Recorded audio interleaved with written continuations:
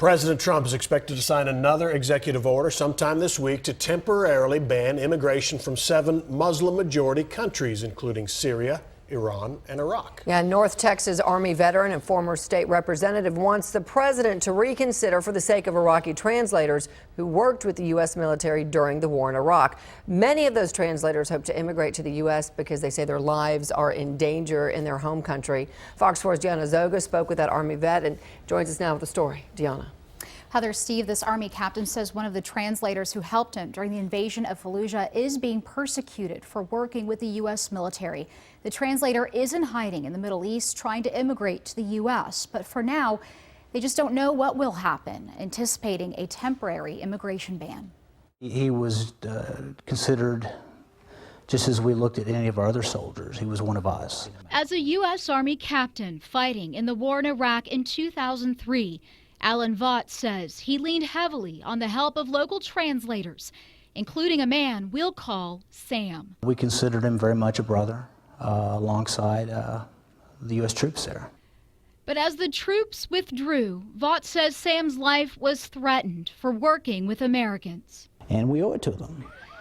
In December, we told you about Vaught's efforts to petition the White House on behalf of Sam. A few days later, Sam did get an immigration hearing with a promise of a follow-up. It seemed like they were making progress, but that's now called into question, with word President Donald Trump will sign an order temporarily banning the issuance of visas from 7 countries, including Iraq. His press secretary today saying the move is needed to protect the U.S. from terrorist attacks. The president's talked extensively about extreme vetting today. And you'll see more action this week on keeping America safe. But a draft of an order Dallas immigration attorney Michelle Saenz Rodriguez reviewed tonight, there is no exception for the Iraqi translators already in the pipeline.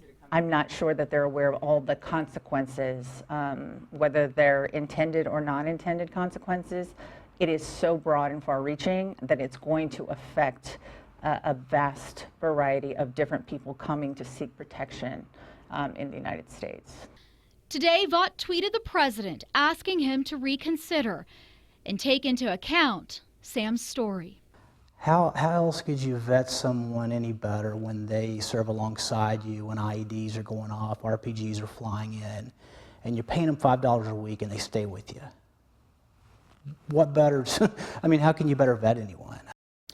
We understand that orders the president may sign this week would be temporary, but Vaught says Sam's position gets more precarious every day. Vaught says Sam stayed in Iraq too long to apply for a visa under a special immigrant visa program that stopped taking applications in 2014. But there are nearly 500 translators from Iraq who did apply and are still waiting to find out if they will get a visa. That's according to the State Department's most recently published numbers last fall. Heather. All right, Diana, thank you.